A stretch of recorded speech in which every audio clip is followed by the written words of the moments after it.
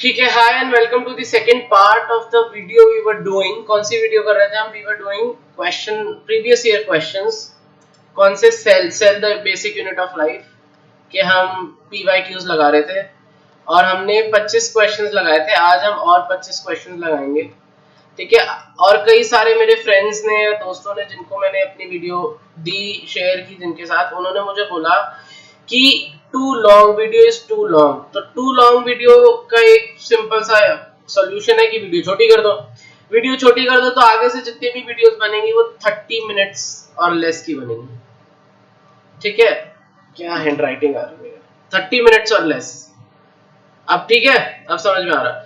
30 minutes और less की सारी वीडियोस बनेंगी, तो होपफुली यू लाइक इट। ये लास्ट वीडियो होगी, इसमें मैं 20 to 25 क्वेश्चंस दूंगा। जरूरी नहीं है 25 क्वेश्चंस पूरे लूं।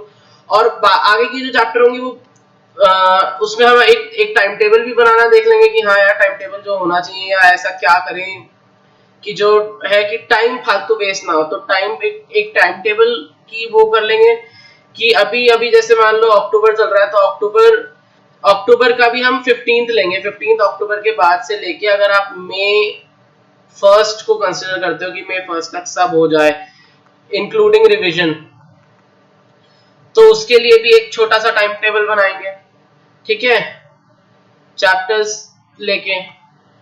उसके बाद एक और चीज करके देखते हैं, टाइम टेबल बनाई और मुझे एक दो लोगों ने बोला कि यार एक्सप्लेन करो चैप्टर। एक्सप्लेनेशन भी जरूरी है। क्वेश्चंस तो हम लगा रहे हैं, क्वेश्चंस में हम एक्सप्लेनेशन दे रहे हैं, पर जिस बंदे ने चैप्टर नहीं पढ़ा उस बेचारे का क्या? तो अगर हम क्वेश्चंस पीवाईक्यूज कर रहे हैं तो हम एक वीडियो उससे पहले बनाएं एक्सप्लेनेशन की। ये प्री रिक्विजिट है, ठीक है। एक्सप्लेनेशन वाली भी बनाएंगे, एक्सप्लेनेशन वाली वीडियो बनाएंगे। अब मुझे बस तुम लोग कमेंट करके ये बताओ कि मैं अब जैसे मैंने इसके सेल यूनिट ऑफ लाइफ के पीवाईक्यूज लगाने शुरू कर दिए हैं, आप सारे पीवाईक्यू की वीडियो देख रहे हो, इसमें एक्सप्लेनेशन चाहिए या जो एक अगला चैप्टर आएगा उसमें एक्सप्लेनेशन चाहिए? किस वाले में चाहिए? सेल वाले का एक्सप्लेनेशन चाहिए, सेल या सेल डिवीजन और सेल डिवीजन, ठीक है। सेल डिवीजन ही मोस्ट प्रोबेबली हम अगला चैप्टर करेंगे, क्योंकि उसके बाद यही करने का लॉजिक बनता है। सेल डिवीजन के बाद हम लोग कोशिश करेंगे कि अभी जैसे सबसे पहला चैप्टर कर लिया सेल डिवीजन, सेल अभी सेल निपटा देते हैं। उसके बाद हम करते हैं सेल डिवीजन। उसके बाद करेंगे हम लोग लिविंग वर्ल्ड लेते हैं। अगर लिविंग वर्ल्ड, अब थर्ड चैप्टर जो अगला करना है वो डाउटफुल है। जो तुम लोग बोलोगे, जो तुम लोग कमेंट में करोगे कि हाँ ये वाला चैप्टर उठाओ, हम वो वाला चैप्टर उठा लेंगे। पर सेल साइकिल करेंगे, इसके बाद सेल डिवीजन करेंगे, इसके बाद सेल के बाद सेल डिवीजन, ठीक है। ये दो अभी पक्के हैं अभी के लिए। आगे का जो इन फ्यूचर चैप्टर होगा, थर्ड चैप्टर, वो बता देना वो कौन सा करना। अब जो ये वीडियो है, वापस इसी के मुद्दे पे आ जाते हैं जो अपन कर रहे थे कल, पीवाई की क्वेश्चन लगा रहे थे। ये नीट 2013 का क्वेश्चन है। क्वेश्चन कहता है कि ये डायग्राम देखो, क्या पहले इंग्लिश में क्वेश्चन को पढ़ो। Select the alternative giving the correct identification and function of the organelle A in the diagram. तो उसने एनिमल सेल का डायग्राम बना दिया, ठीक है। ये एनिमल सेल बना दिया उसने, और एनिमल एनिमल सेल कुछ ऐसा सा, ठीक है। प्रॉपर स्क्वायर तो प्रॉपर शेप तो उसकी होगी ना, क्या नाम है, प्लांट सेल की। ये ऐसा, हाँ सर्कुलर, ठीक है। सर्कुलर सा एनिमल सेल आपने कंसीडर कर लिया और उसके अंदर आपने एक माइटोकॉन्ड्रिया दिखाया। माइटोकॉन्ड्रिया क्या? अब ये सेल है, मान लो मैं इसी को माइटोकॉन्ड्रिया के उसमें करके दिखाता हूँ। ये माइटोकॉन्ड्रिया, क्या हमने कहा पिछली वीडियो में भी यही देखा था। ये क्या था? एनफोल्डिंग्स। अरे यार,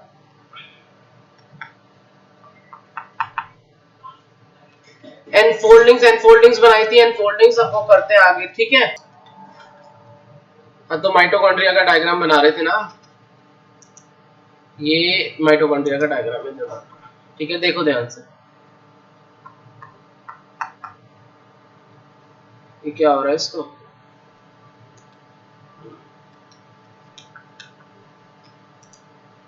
अरे दादा, ये भी ना, हाँ अब आया, चलो।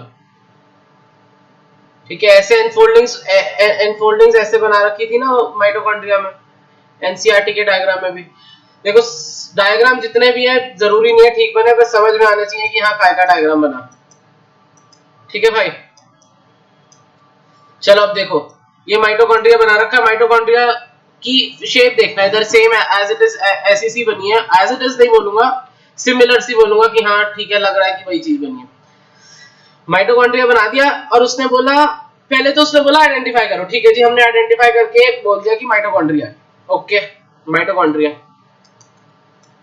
अब उसने बोला आगे फंक्शन देखो। कई बार क्या होता है, कई बार ये होता है कि फिगर में तो दो सिमिलर से दे दिया, अभी इसमें माइटोकॉन्ड्रिया, माइटोकॉन्ड्रिया के साथ ऑप्शन में अगर वो क्लोरोप्लास्ट दे देता है तो कुछ कुछ वो सिमिलर से दिखते हैं क्योंकि दोनों के डबल मेम्ब्रेन होते हैं, ठीक है, पर इसने अभी क्लोरोप्लास्ट दिया नहीं है। तो पर आगे एक चीज ध्यान में रखना कि आगे फंक्शन देखो, मान लो माइटोकॉन्ड्रिया के साथ उसने कुछ और फंक्शन दे दिया, बोल दिया सीक्रेट हाइड्रोलिटिक एंजाइम, तो शेप भले माइटोकॉन्ड्रिया जैसी लग रही है पर फंक्शन गलत है, तो वो ऑप्शन इनकरेक्ट माना जाएगा, ठीक है। पर यहाँ पे क्या उसने बोला, उसने बोला produce cellular energy from ATP, वही पावर हाउस, वही सेम पावर हाउस वाला फंडा, power house, powerful power house बोलेगा, पावरफुल पावर हाउस, आहा पावरफुल पावर हाउस, ठीक है। तो अपना माइटोकॉन्ड्रिया बड़ा मजेदार है, ये एनर्जी बहुत प्रोड्यूस करता। अगले तो ऑप्शन, ऑप्शन क्या है, ऑप्शन कौन सा करेक्ट है, आंसर मेंशन करना यार जरूर याद रखना। कई बार ऐसा होता है कि ओएमआर में हम आंसर मेंशन करना भूल जाते हैं और क्वेश्चन पेपर भी टिक टिक टिक टिक टिक टिक चल रहे होते हैं, ठीक है। चलो अब अगला क्वेश्चन देखते हैं। अगला क्वेश्चन क्या कहता है, ये साथ में थोड़ा सा कट रहा है क्या, हाँ यार ये थोड़ा सा कट रहा है, चलो इसको ठीक करें। ये अब आया ठीक, अब आ गया होगा ठीक। कहा पहले वाला क्वेश्चन भी ठीक आ रहा था पर क्वेश्चन नंबर विजिबल नहीं था ठीक से, तो कोई बात नहीं। हाँ तो ये क्या क्वेश्चन कहता है, select the correct statement from the following regarding the cell membrane. Cell membrane के बारे में करेक्ट स्टेटमेंट, ठीक है जी। सेल मेम्ब्रेन देखो, सेल मेम्ब्रेन के बारे में क्या बात करते हैं, सेल मेम्ब्रेन के बारे में अब हम बात कर रहे हैं, ठीक है जी। उसने पहले बोला sodium potassium pump move across cell membrane by passive transport. Statement गलत है। स्टेटमेंट गलत क्यों है, क्योंकि अभी तो खैर तुम लोगों ने पढ़ी नहीं, sodium potassium ion active transport के थ्रू मूव करते हैं, एटीपी की कंजम्पशन होती है, सोडियम पोटेशियम पंप का यूज होता है। ये सारा जितना भी कंसेप्ट है ये सारा आगे नर्वस सिस्टम वाले चैप्टर में पढ़ेंगे, इसमें कुछ भी नहीं है, इस वाले चैप्टर में सोडियम पोटेशियम पंप का कोई काम नहीं है। प्रोटीन मेकअप 60 to 70%, ये भी गलत। Lipids are arranged in a bilayer, ठीक है, बाइलेयर तक ठीक बोला उसने। उसके बाद बोला polar head towards the inner part, inner part पे पोलर हेड। अच्छा ये मुझे बताओ, ये एक छोटी सी चीज बताओ, ये जो बना इसमें से हेड कौन सा, ये वाला जो पार्ट है ये हेड है और ये पोलर है, ये हेड है ये पोलर है, तो ये कहां है, ये आउटसाइड है। और ये जो दो बना रखी हैं, दो इधर दो इधर, ये क्या है, ये इनसाइड है, ठीक है। पोलर हेड क्या होता है, अभी मैं इधर लिख देता हूं ताकि याद रहे बात के लिए भी। पोलर हेड क्या होता है, polar head is hydrophilic hydrophobic, प्यार करता है, इश्क करता है पानी से, प्यार करता है पानी से, है पानी से, ठीक है। बड़ा अच्छा है, प्यारा आदमी है ये। क्या क्या बोलेंगे, हाइड्रोफिलिक, हाइड्रोफिलिक। और जो टेल होती है, टेल जो होती है non polar tail, non polar tail, ये क्या होती है, hydrophobic, hydrophobic tell, hydrophobic tell बोलो साथ में, hydrophobic tell, hydrophilic head, hydrophobic tell, hydrophilic head, ऐसे याद कर लेना, याद हो जाएगा। और पोलर मतलब पानी या किसी भी पोलर मॉलिक्यूल से प्यार करता है तो वो उसके हिसाब से रहेगा, ठीक है। तो ये पोलर नॉन पोलर वाली चीज क्लियर हो जानी चाहिए। पर इसमें इसने उल्टा बोला, इसमें इसने बोला कि polar head towards the inner part, polar non polar tail outer. तो ये करेक्ट है या ये वाला करेक्ट है, ऐसे करेक्ट है, क्या करेक्ट है? कौन सा इन दोनों में से कौन सा करेक्ट है? ये वाला पार्ट करेक्ट है, ये करेक्ट है, ये गलत है। तो क्वेश्चन में उसने ये बोला तो ये इनकरेक्ट स्टेटमेंट हो गई। अगला देखते हैं, अगला ऑप्शन क्या कहता है? Fluid mosaic model of cell membrane. Fluid mosaic model of cell membrane, यही फ्लूइड मोज़ेक मॉडल था जिसमें बाइलेयर के बारे में उसने डिस्कशन किया था। किसने किया था? Singer and Nicolson. बिल्कुल ठीक स्टेटमेंट है, कोई शक नहीं है। Singer and Nicolson, Singer and Nicolson ने निकोलसन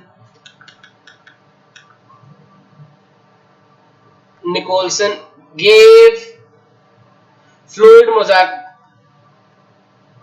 model in बोलो in 1972। तो D is the correct answer, D is the correct answer। ठीक है, ये करेक्ट स्टेटमेंट है। करेक्ट स्टेटमेंट मांगी है ना उसने, इनकरेक्ट तो मांगी नहीं। इनकरेक्ट तो ये तीनों ही इनकरेक्ट हो जाती। करेक्ट स्टेटमेंट ये है, fluid mosaic model of cell membrane was proposed by Singer and Nicolson. चलो भाई अगला क्वेश्चन देखते हैं। What is true about ribosomes? True about ribosomes क्या है? प्रोकैरियोटिक राइबोसोम्स आर 80s, ठीक है, where S stands for sedimentation coefficient. Sedimentation coefficient वाला, सेडिमेंटेशन कोएफिशिएंट वाली चीज तो उसने ठीक बोल दी। इसको और क्या सेडिमेंटेशन कोएफिशिएंट वाली चीज उसने ठीक बोल दी। इसको एस को क्या बोलते हैं? एक और चीज, एक और नाम होता है इसका, स्वेडबर्ग कांस्टेंट। क्या कहते हैं? स्वेडबर्ग, ये देखो स्वेडबर्ग्स कांस्टेंट।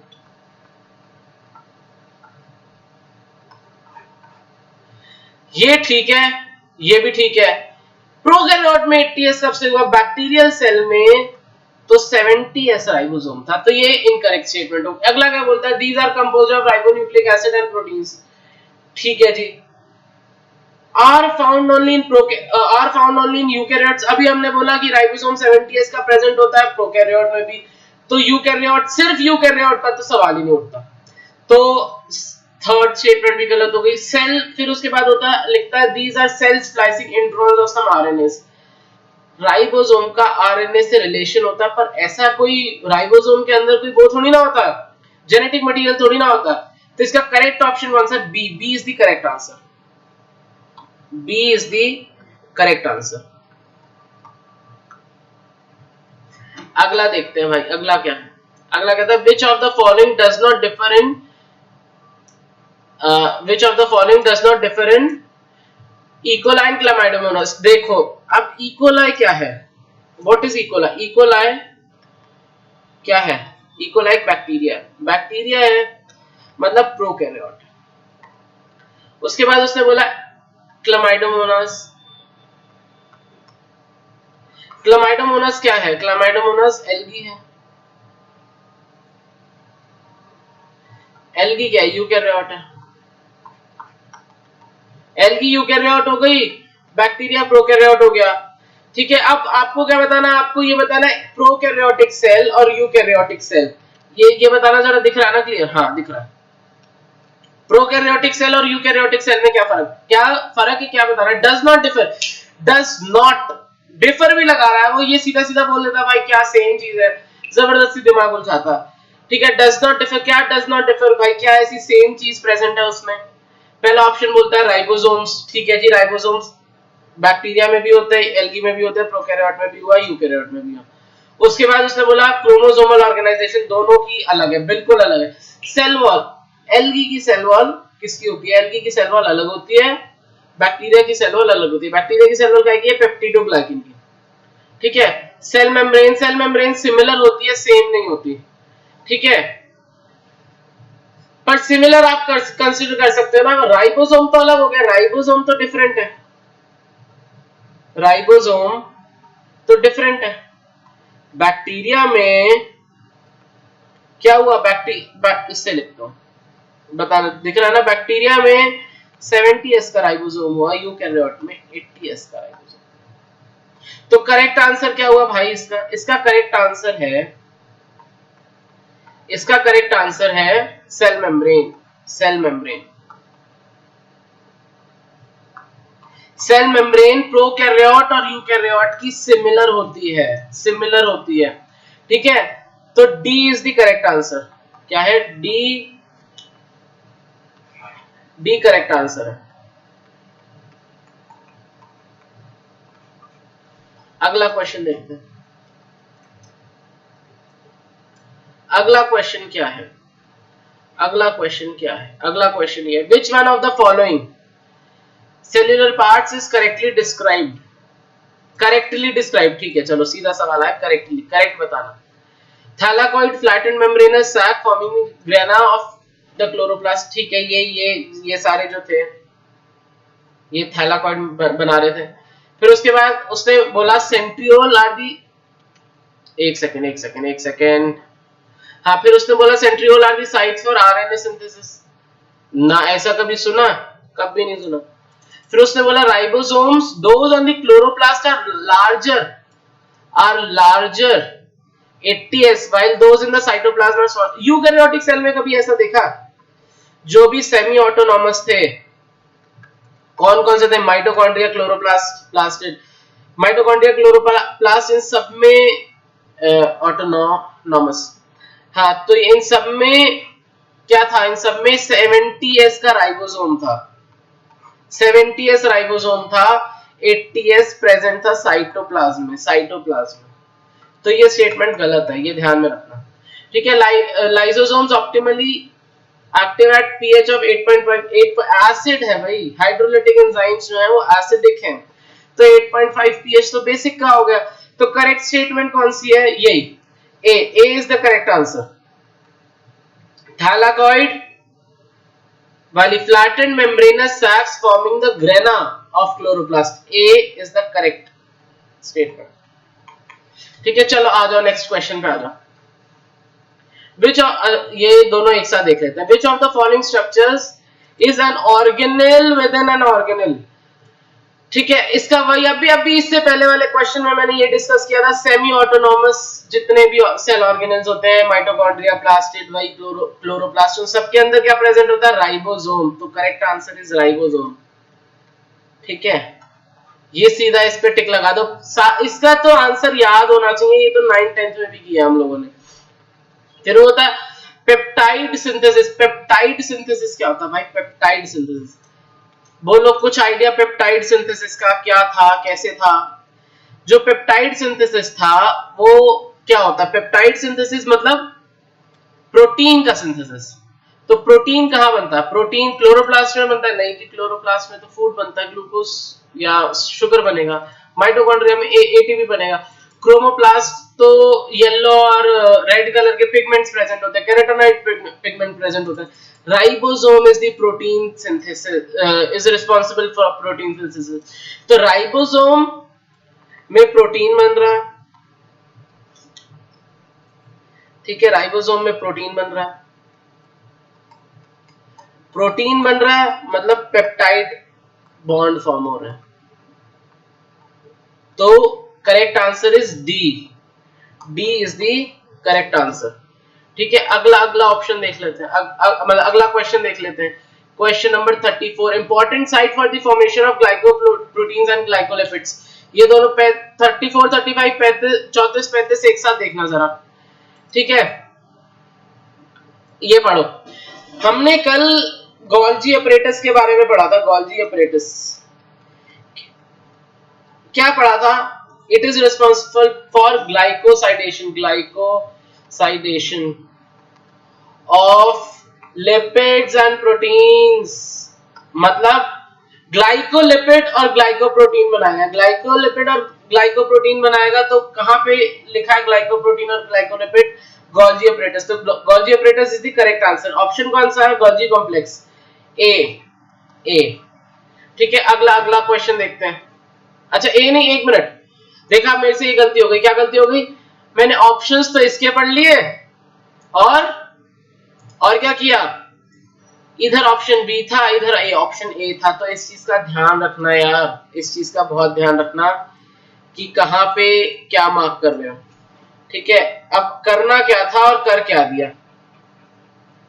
अब ऑप्शन, करेक्ट ऑप्शन कौन सा हुआ भाई? फिर करेक्ट ऑप्शन हुआ बी, गोल्जी अपैरेटस का ऑप्शन है बी। ठीक है,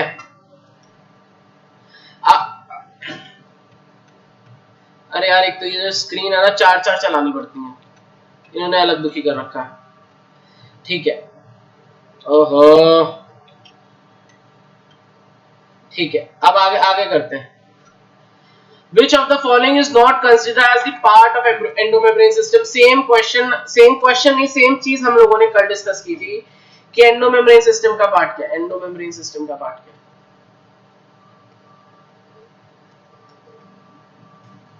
चार चीजें थी।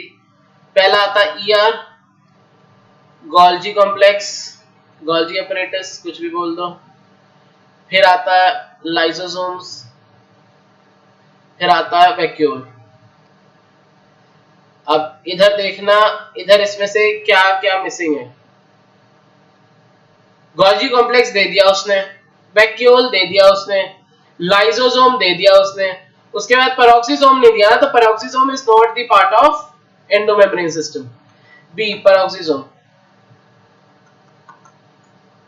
B is the correct answer. आगे देखते हैं, आगे अगला अगला क्या है। The figure below shows the structure of a mitochondrion which with its four parts labeled A, B, C and D. Select the correctly matched with its function. Okay, यहां तक देखो यार, डी क्या है? डी, डी आउटर मेम्ब्रेन,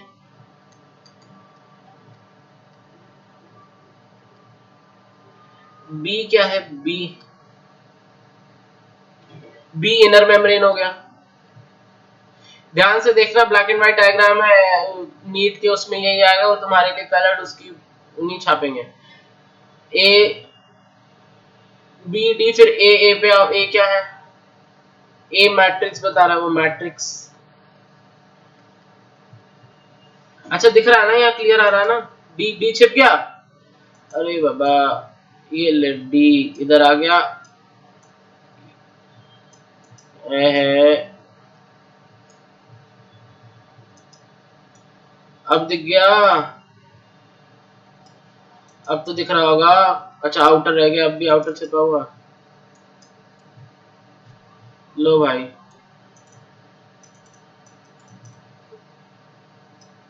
अरे यार मैं मिटा के फिर से लिख देता हूँ।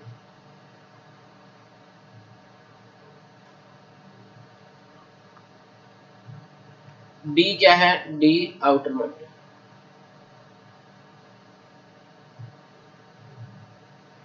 ठीक है, उसके बाद उसने एक और ऑप्शन में क्या दिया? सी, सी ए, डी हो गया, इधर देखो डी हो गया, बी हो गया, ए हो गया, अब सी, सी क्रिस्टे है, सी क्रिस्टे है। अब उसने बोला क्या है क्वेश्चन में? उसने बोला कि पहले तो आइडेंटिफाई करो क्या है, उसके बाद ये देखो कि फंक्शन ठीक है। देखा अभी मैंने बोला था ना, इससे पहले वाला क्वेश्चन जो आ रहा था उसमें यही बताना था, यही करना था रादर, कि पहले तो आइडेंटिफाई करो क्या है, उसके बाद फंक्शन देखो क्या है। ठीक है, देखते हैं आप क्या बोलता है वो। उसने पहले बोला डी आउटर मेम्ब्रेन, ठीक है जी, डी आउटर मेम्ब्रेन है। Gives rise to the inner membrane by splitting, बिल्कुल भी नहीं, गलत, रॉन्ग ऑप्शन। फिर उसने बोलता है B inner membrane forms enfoldings called cristae, ये ठीक है, इनर मेम्ब्रेन से ही क्रिस्टे होता है, फॉर्म होता है। फिर Crysta possesses single circular DNA molecule and ribosome, matrix के पास होता है, मैट्रिक्स और आईएमएस में होगा। ठीक है, उसके बाद बोलता है matrix is the major site, नहीं भाई नहीं, matrix is not the major site for respiratory chain of enzymes. ठीक है, तो करेक्ट ऑप्शन क्या हुआ इसका? B, B is the correct answer, B. अब इधर तो देख लो कि बी जो है बी के साथ मैच कर रहा है, पर अगर मान लो ए होता तो तुम यहाँ ए कर देते और ओएमआर में ए लगा देते, और इधर ऑप्शन देखते ए में तो डी है, तो वो तो गलत हो जाता। तो इन छोटी छोटी चीजों का जरा ध्यान रखना क्वेश्चन करते टाइम। ठीक है, question number 37, plasma membrane consist of mainly, अच्छा दो ऑप्शन नीचे है, रुको यार, इस क्वेश्चन को छोड़ना है, पढ़ता हूँ। Plasma membrane consist of mainly phospholipids embedded in protein bilayer. Phospholipids embedded in protein bilayer 9। Proteins embedded in phospholipid bilayer, ठीक है जी, ये बिल्कुल ठीक है। उसके बाद देखते हैं, इधर आएगा option proteins embedded in a polymer of glucose, ये भी नहीं है। उसके बाद कहता है proteins embedded in a carbohydrate bilayer, नहीं। Option B is correct. क्या है, क्या ऑप्शन है? Plasma membrane consist of lipid, कितना परसेंट लिपिड होता है भाई? 20 to 79% लिपिड होता है, प्रोटीन होता है 20 to 70%, कार्बोहाइड्रेट होता है 1 to 5%। इधर कहो तो लिख देता हूं, लो, ठीक है। ये आ गया लिपिड, प्रोटीन, कार्बोहाइड्रेट, और क्या क्या बोला था अभी मैंने? कार्बोहाइड्रेट और वाटर। तो वाटर तो आ गया तुम्हारा 20%, ठीक है। उसके बाद लिपिड आ गया 20 to 79%, 20 to 79%। उसके बाद तुम्हारा प्रोटीन्स कितना होता है? बोलो बोलो, 20 to 70%, 20 to 70%। और कार्बोहाइड्रेट कितना होता है? कार्बोहाइड्रेट यही 2, 1 से 4 या 5, 5 लिख देता है, 5%, 1 से 5%, ठीक है। अच्छा ये लगा हुआ है, नेगेटिव साइन में लगे, रुको रुको, ठीक है, इतना इतना होता। चलो जी, अब अगला क्वेश्चन करते हैं। तो इसका करेक्ट ऑप्शन कौन सा था? इसका B, B part was correct. ये दूसरी जगह दे रखा है, ठीक है, इधर इधर पे ऊपर को दे रखा है, रुको लाओ, ये रहा B, B, this statement is correct, correct. Proteins embedded in a phospholipid bilayer, दिख रहा है ना क्लियर? हाँ दिख रहा है, proteins embedded in a phospholipid bilayer. तो correct option is B, B is the correct answer. अच्छा मेरे ख्याल से अभी जो मैंने लिखा वो भी तुम्हारा छिप रहा होगा, वो तुम्हें दिखा नहीं होगा। रुको मैं इसको छोटा कर देता हूँ। अब दिख रहा है, अब दिख रहा है ना? अब इसका स्क्रीनशॉट ले लेना। Protein, lipid, protein, carbohydrate, water.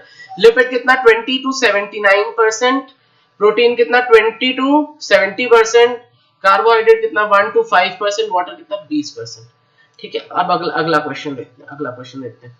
The main area of various type of, सीधा सा इसको, इस क्वेश्चन का मुझसे आंसर मत पूछना, इस क्वेश्चन का आंसर तुमको खुद पता होना चाहिए। बोलो बोलो बोलो, जल्दी बोलो, क्या ऑप्शन होगा? इसका ऑप्शन होगा A B C D. Which one is correct? C is correct. कौन सा है? Cytoplasm, main arena of all type of cellular activities, main arena of all type of cellular activities. Now अब इस अगला question देखते हैं। Which of the following has its own DNA?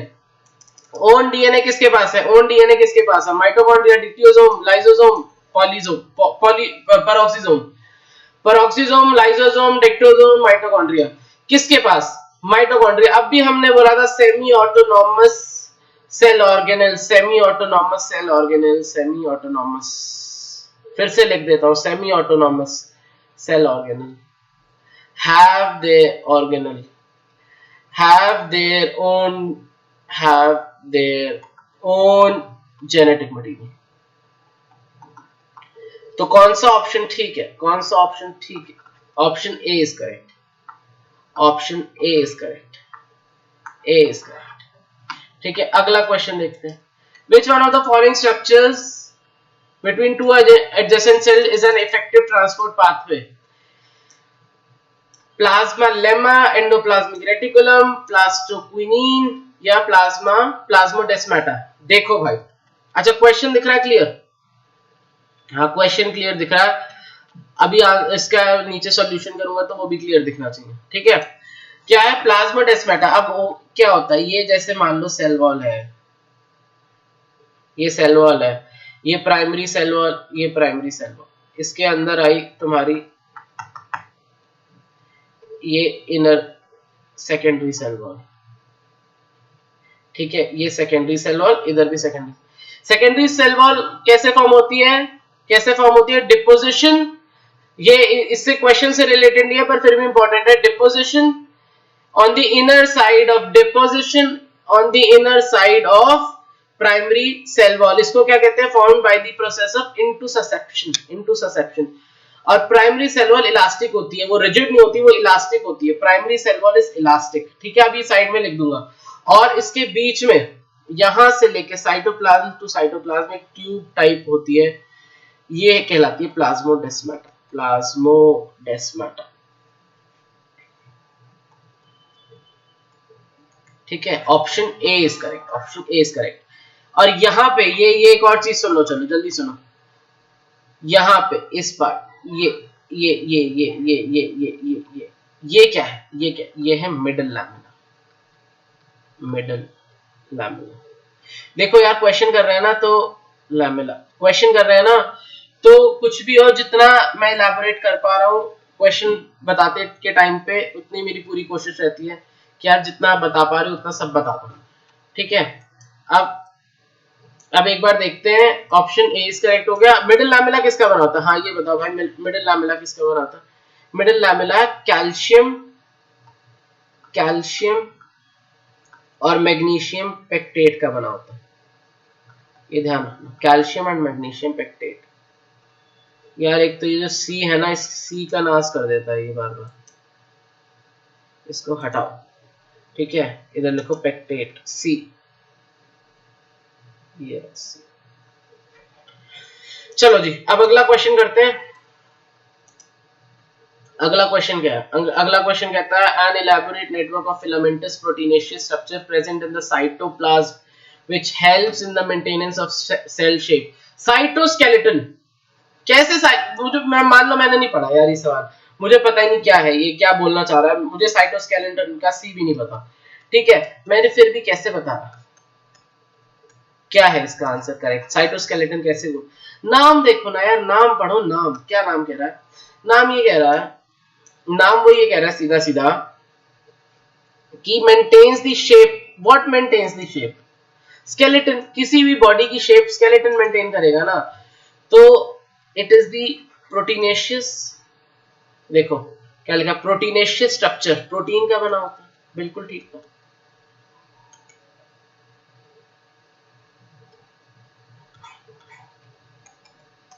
और maintains the shape, maintains the shape, ठीक है, ये ध्यान में रखना, मेंटेन्स द शेप, ठीक है। अगला क्वेश्चन करते हैं, identify the components labelled as A B C D, A B C D. देखो भाई क्या है ए बी सी डी, ओ भाई इतना लंबा क्वेश्चन, इतना लंबा, चलो साइड में थोड़ी सी जगह बना के लिखता हूँ, छोटा छोटा लिखना पड़ेगा।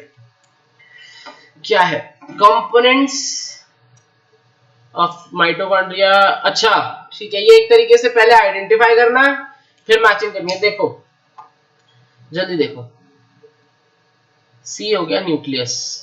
अब इसके लिए मैं ज्यादा छोटा छोटा लिखूंगा तो ध्यान से देखना, सी हो गया न्यूक्लियस, ठीक है, ए हो गया आर ई आर, डी कहीं भी नहीं है तो डी हो गया साइटोप्लाज्म, बी क्या है एस ई आर, बी क्या है एस ई आर। अब इनके फंक्शन देखना, क्रिस्टी ऑफ माइटोकॉन्ड्रिया, माइटोकॉन्ड्रिया तो है ही नहीं इसमें, तो क्रिस्टी ऑफ माइटोकॉन्ड्रिया तो होना दूर की बात, इनर मेम्ब्रेन ऑफ माइटोकॉन्ड्रिया भी नहीं, ये साइटोप्लाज्म, सी साइटोप्लाज्म, सी नहीं था हमारा, डी साइटोप्लाज्म था, तो डी क्या ऑप्शन 3, ये रहा, ये लो जी, सारे ऑप्शन में 3 नहीं है, ये तो चाहो चाहो तो बिना देखे ए ऑप्शन पे टिक लगा सकते हो, पर फिर भी हम सारे देख लेते हैं। सी, सी के लिए उसने बोला ये वाला 8 न्यूक्लियस, ये भी बिल्कुल ठीक आ गया यार, न्यूक्लियस, साइटोप्लाज्म ठीक हो गया, न्यूक्लियस ठीक हो गया। उसके बाद बी पढ़ लो जी, बी, बी क्या बोलता है, बी बी बी बी था एस ई आर, ये रहा स्मूथ एंडोप्लाज्मिक रेटिकुलम, ये रहा बिल्कुल, ये भी ठीक, ये भी ठीक। उसके बाद क्या बोला उसने, फिफ्थ, ए का फिफ्थ, ए ये रहा, और उसका फिफ्थ आ गया ये रफ एंडोप्लाज्मिक रेटिकुलम, ठीक है जी, ए भी ठीक, तो ये सारे ठीक है। अब मुझे ये बताना जरा, ये इसमें से कुछ कटा तो नहीं, सारा स्क्रीन पे दिख रहा है ना क्लियर? हाँ परफेक्ट परफेक्ट परफेक्ट, ठीक है। चलो अब अगला क्वेश्चन देखते हैं, अगला क्वेश्चन, अगला क्वेश्चन, अगला क्वेश्चन ये है, कितना 42 है ना, तो 42 से लेके 50 तक कर लेते हैं, ठीक है, 8 क्वेश्चन और कर लेते हैं, ज्यादा अपने को तामझाम करने की जरूरत है नहीं। ये देखो देखो देखो देखो देखो, अभी बता था मिडिल लैमेला का, अभी बताया, अभी जस्ट अभी, कितनी देर, एक दो क्वेश्चन पहले की बात होगी। इधर लिख देता हूँ, देखना जरा, इसको छोटा करो क्योंकि ये स्क्रीन का बहुत स्पेस खा जाता है। ठीक है, अब ये बताओ, मैंने इस साइड लिया, क्वेश्चन कट रहा है, बिल्कुल नहीं कट रहा है या थोड़ा सा कट रहा है? अब आ गया पूरा? अब मेरे ख्याल से आ गया पूरा। हाँ, लो थोड़ा सा और इसको परफेक्ट ले आते हैं। बस बस बस बस। देखो, middle lamella is mainly composed of, middle lamella अभी बताया। अगर ऑप्शंस ना भी पढ़ो तो भी अभी मैंने क्या बताया, कैल्शियम एंड मैग्नीशियम पेक्टेट। क्या है इसमें ऑप्शन है, कैल्शियम मैग्नीशियम पेक्टेट का क्या, मुरामिक एसिड, कैल्शियम पेक्टेट, लो बी, बी ऑप्शन में आ गया कैल्शियम पेक्टेट। उसके बाद उसने लिख दिया फॉस्फोग्लिसराइड्स, हेमिसेल्यूलोज, ये सारे तो नाम के लिए पढ़ने थे, नाम के लिए पढ़ने थे। ऑप्शन बी करेक्ट है, अपना ऑप्शन बी करेक्ट है, ठीक है, इस पे टिक लगा दो। अगला बोलता है cytoskeleton is made up of, अभी अभी 2 मिनट पहले एक क्वेश्चन आया था, साइटोस्केलेटन प्रोटीनेशियस होता, प्रोटीनेशियस होता मतलब प्रोटीन के फिलामेंट्स का बना होता। तो ये क्वेश्चन भी सीधा ऐसे आया कि ऑप्शन पढ़ा, टिक लगा दिया, बाकी ऑप्शंस को अगर पढ़ोगे तो भैया पीछे से आवाज आने लग जाएगी, ओएमआर दे दो, ओएमआर दे दो, time up time up time up. तो क्वेश्चंस के ऑप्शंस अगर पढ़ने हैं तो जल्दी जल्दी पढ़ना, अगर क्वेश्चन नहीं आता और अगर पता है कि 110% श्योर हो कि यही है तो इस पे सीधा टिक लगा दो। तो cytoskeleton, cytoskeleton proteinaceous filament, proteinaceous filaments, ठीक है, डन। चलो ये दो दो क्वेश्चन एकदम से हो गए, कोई ज्यादा टाइम खाया नहीं, एक्सप्लेनेशन की भी जरूरत नहीं पड़ी, हमने जस्ट अभी किया। ठीक है, प्लाज्मोडेस्माटा आर, अभी लो जी, अभी प्लाज्मोडेस्माटा का क्वेश्चन आया था, क्या मतलब एक के बाद एक सेम क्वेश्चंस आ रहे हैं।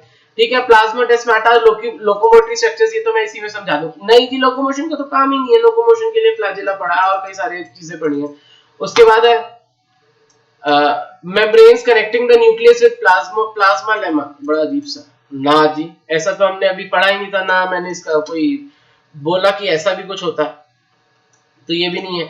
उसके बाद connections between adjacent cell, connection between adjacent cell, ये बिल्कुल करेक्ट ऑप्शन है, कनेक्शंस बिटवीन। क्या हो रहा था, यही चीज आ रही थी ना, ये आपने सेल वॉल बनाया, ये प्राइमरी सेल वॉल बनाया, फिर अंदर जो है इनटू ससेप्शन से,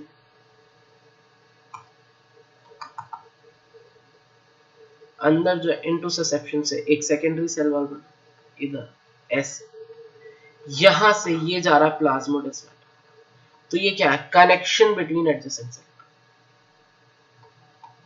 ऑप्शन कौन सा करेक्ट, सी ऑप्शन,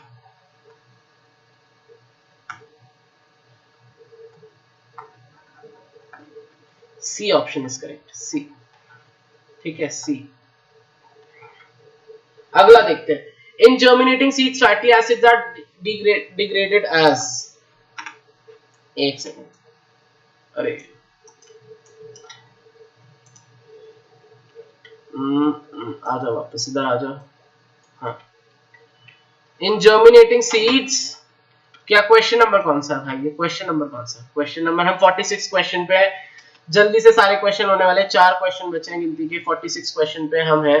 इसका करेक्ट आंसर बताओ जल्दी से, क्या है option, in germinating seeds fatty acids are degraded exclusively, exclusively देखना जरा, पढ़ना, एक्सक्लूसिवली लिखा है, exclusively in peroxisome, mitochondria, proplastids या glyoxysome. Glyoxysome is the correct answer, कौन सा करेक्ट आंसर है, ग्लाइओक्सिसोम। इधर मैं लिख देता हूं रुको जरा, करेक्ट आंसर इज डी, ग्लाइओक्सिसोम, ग्लाइओक्सिसोम। कैसे भी, अब मैं एक स्टेटमेंट पढ़ूंगा, जरा ध्यान से सुनना, ठीक है, ग्लाइओक्सिसोम के बारे में है ये स्टेटमेंट।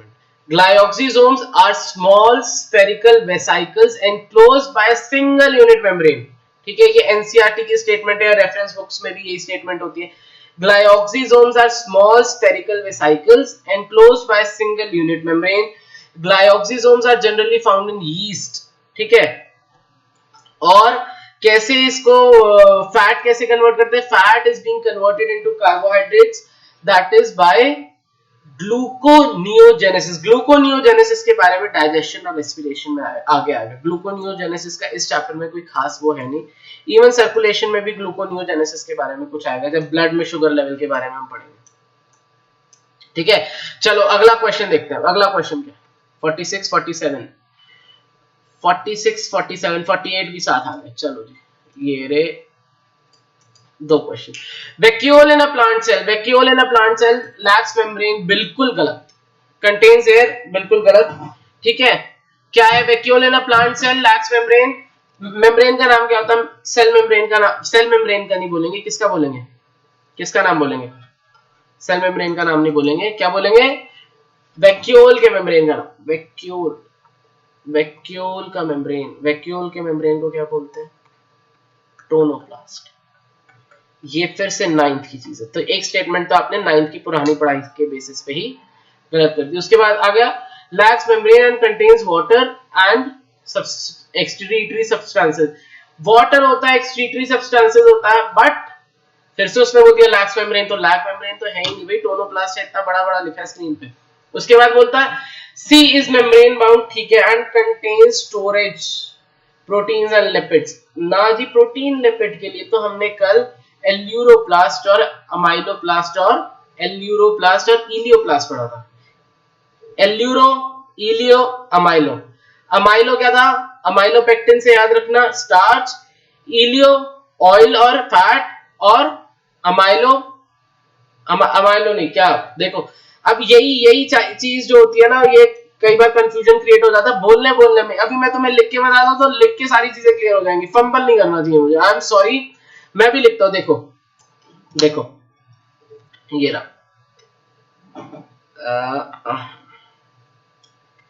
एल्यूरो, अमाइलो, इलियो। ठीक है, अमाइलोपेक्टिन से स्टार्च याद रखना, स्टोर स्टार्च। इलियो से ऑयल, फैट। एल्यूरो से क्या होता है? प्रोटीन। ये तीनों तो स्टोरेज के लिए बनी है।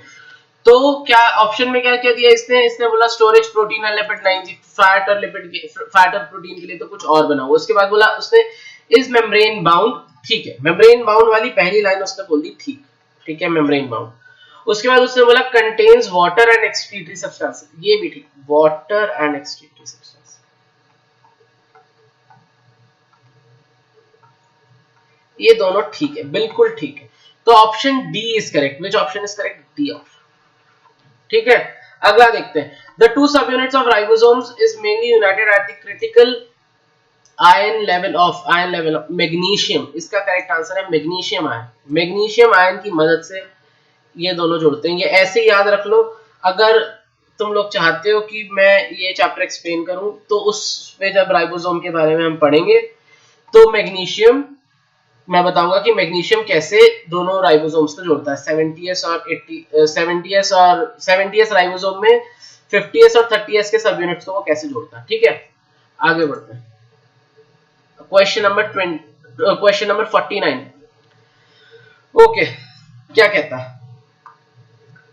In the view of fluid mosaic model for the structure of cell membrane, which one of the following statement is correct with respect to the movement of lipid from one lipid monolayer to the other, described as flip-flop movement?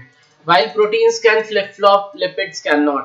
Neither lipids nor proteins can flip-flop. Both lipid and proteins can flip-flop, while lipids can rarely flip-flop, proteins cannot. देखो, इसके लिए एक छोटी सी line ये ध्यान में रखना। देखो, ये रही, इसको इधर लिख देते हैं। ये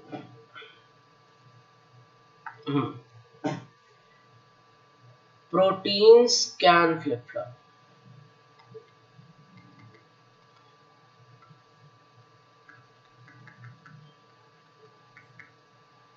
proteins can flip-flop, lipids cannot. Lipids cannot. अब ये चीज मैंने क्या बोली? फ्लिप-फ्लॉप मूवमेंट, प्रोटीन्स कौन सी मूवमेंट शो करते हैं? Proteins show flip-flop movements, lipids do not show flip-flop movement. एक मिनट, ये शायद उल्टा नहीं हो गया, उल्टा बोल दिया मैं फंबल कर गया, रुको जरा मैं एक बार देखता हूँ, ये लेट मी चेक, ये मैंने शायद उल्टा लिखा, रुको। हाँ ये एनसीईआरटी है मेरे पास, हाँ उल्टा है उल्टा है उल्टा है उल्टा है। ये आई एम सॉरी, ये मिस्टेक हो गई, इधर लिखते हैं, इधर लिखते हैं, ये रहा, हट जा भाई, ठीक है। तो लिपिड्स क्या, अभी ये मुझे पता ध्यान में कैसे आया, अभी मैं बताता हूँ। Lipids can flip flop, lipids can flip flop, proteins can not, proteins can not. तो है क्या बेसिकली छोटी सी चीज, एक होता है quasi fluid nature, quasi fluid, quasi fluid मतलब,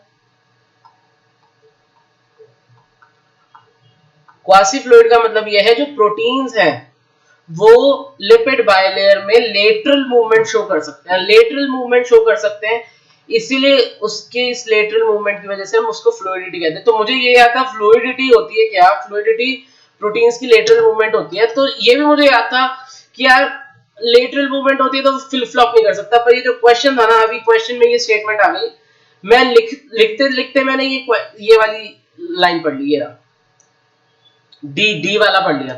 तो जब जैसे ही मैंने डी वाला पढ़ा मैं अटक गया, मैंने कहा यार ये क्या हुआ, बट आप ध्यान रखो लाइन क्या है, वाइल प्रोटीन्स नहीं, बोथ, ये रहा, ये एक मिनट, मैंने कौन सी पढ़ी थी, खैर जो भी, मैंने जो भी पढ़ी थी, मैं पढ़ते पढ़ते अटक गया था और उसकी वजह से मैं गलत क्वेश्चन मार्क करने वाला था। तो करेक्ट क्या है, तो कौन सी स्टेटमेंट करेक्ट है, lipids can really flip flop, proteins can not, proteins can not, lipids can flip flop, rarely डाल देते हैं, ठीक है ये चीज। और एक चीज ध्यान में रखना, ये फ्लूइडिटी वाली बात, फ्लूइडिटी क्या होती है, प्रोटीन्स का लेटरल मूवमेंट पॉसिबल है और उसी की वजह से प्रोटीन्स के रिगार्डिंग हम फ्लूइडिटी की बात करते हैं, ठीक है। अब अगला question, question number 50, question number 50 क्या कहते हैं, which one of the following is not a constituent of cell membrane, which one of the following is not a constituent, not a constituent, बताओ भाई, not a constituent क्या क्या अभी हमने बताया, लिपिड होता है, प्रोटीन होता है, कार्बोहाइड्रेट होता है और वाटर होता है। तो बी ऑप्शन क्या है, B option, B option, proline क्या था, प्रोलीन तो था ही नहीं भाई, ग्लाइकोलिपिड हो गया, फॉस्फोलिपिड हो गया, कोलेस्ट्रॉल हो गया, कोलेस्ट्रॉल क्या करता है, स्टेबिलिटी देता है, और हाइनोइड्स क्या उसमें होते थे प्रोकैरियोट्स में, वो प्रोकैरियोटिक सेल मेम्ब्रेन को स्टेबिलिटी देते। Proline is the correct option क्योंकि it is not present, not a constituent of, B proline, ठीक है, इज द करेक्ट ऑप्शन। चलो आज के लिए इतना बहुत है, आज के लिए हमने ये जितने भी करी और ऑलमोस्ट 25 क्वेश्चंस कर लिए, आज भी हमने ऑलमोस्ट 25 क्वेश्चंस कर लिए। आगे अब मुझे ये बताना कि कल क्या करना है, नेक्स्ट क्लास में क्या करना है, कमेंट करना, ठीक है, मुझे अपने रिव्यूज देना, कमेंट करना, ठीक है, like share comment and subscribe भी करना, घंटी बजा देना ताकि पता चल जाए कि हाँ भाई अगली क्लास में क्या होने वाला है और नोटिफिकेशन आ जाए कि हाँ जी आप शुरू करने वाले हैं, अगले क्वेश्चंस क्या होंगे। करना क्या है यार, अपने को नीट की तैयारी करनी है, अपने को सारे क्वेश्चंस करने हैं, मैक्सिमम क्वेश्चंस करने हैं, मैक्सिमम जितने जल्दी से जल्दी हो सके सारे निपटाने विद प्रॉपर एक्सप्लेनेशन, कहीं कोई डाउट नहीं बचना चाहिए। चलो फिर आज के लिए इतना ही, अगली क्लास में मिलते हैं, tata bye bye, good night, take care.